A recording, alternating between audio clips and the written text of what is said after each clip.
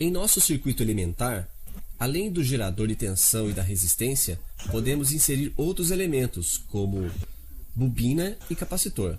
Sem bagunça, por favor. Isso aqui é um curso de alta eletricidade. Então, o que é exatamente um capacitor?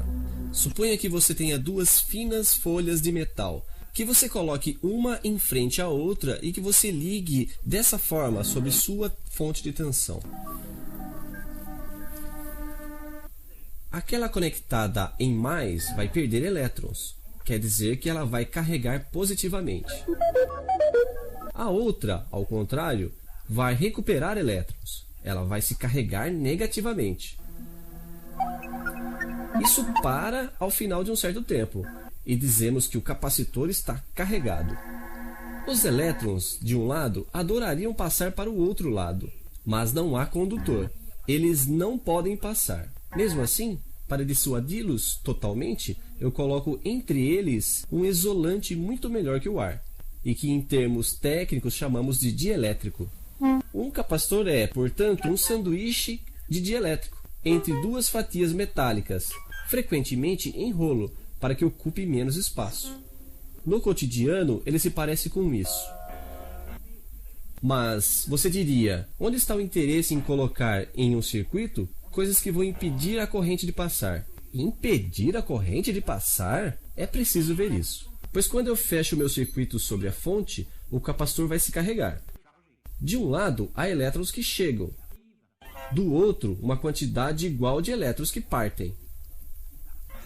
Está certo que os elétrons não passam pelo capacitor, mas eles passam firmes e fortes pelo resto do circuito, o que faz uma corrente elétrica, que por convenção representaremos por uma flecha, no sentido inverso dos elétrons.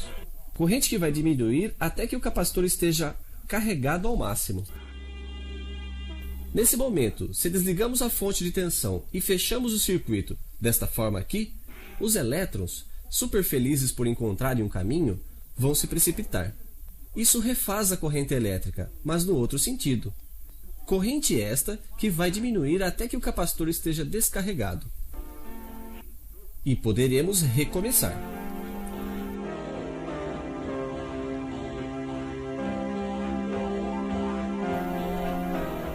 Mas quanto tempo o nosso capacitor leva para se carregar e para se descarregar? Com um relógio não é muito fácil de ver, mas nossas flechas de intensidade foram especialmente elaboradas para desenhar as curvas.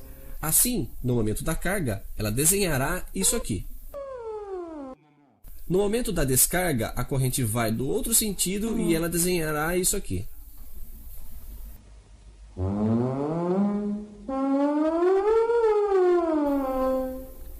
O tempo que um capacitor leva para se carregar e se descarregar depende da resistência em série no circuito, mas depende também do que chamamos de capacitância do capacitor. É, de um certo modo, a quantidade de elétrons que ele é capaz de armazenar de um lado e de perder do outro. E essa capacidade é proporcional à superfície das duas folhas de metal do meu sanduíche, chamadas de armaduras. Ela depende também da espessura do dielétrico e de sua natureza. Essa capacidade do capacitor se exprime em Faraday, ou microfarad, que vem do nome Michel Faraday, o charmoso rapaz que a domou. Vimos como variar a corrente. Vejamos agora como variar a tensão nos terminais do capacitor. Quando o circuito está aberto e o capacitor descarregado, a tensão é nula, evidentemente. Assim que o capacitor é carregado, a corrente não passa mais. A tensão é máxima e igual àquela da fonte. Como você pode ver, corrente e tensão não variam de forma alguma ao mesmo tempo. O máximo de corrente intervém sempre antes do máximo de tensão. Nos terminais do capacitor, a corrente máxima está na frente da tensão máxima. Mas falaremos disso depois. Assim, podemos dizer que o capacitor, assim como sua companheira bobina, um pouco de seriedade, por favor. Enfim, como eu dizia, que o capacitor é um senhor que se interessa às variações. Ou quando a tensão da fonte varia bruscamente, como em nossas experiências, Ou, sobretudo, quando temos que usar uma fonte alternada, que é o caso, muito frequentemente na vida cotidiana.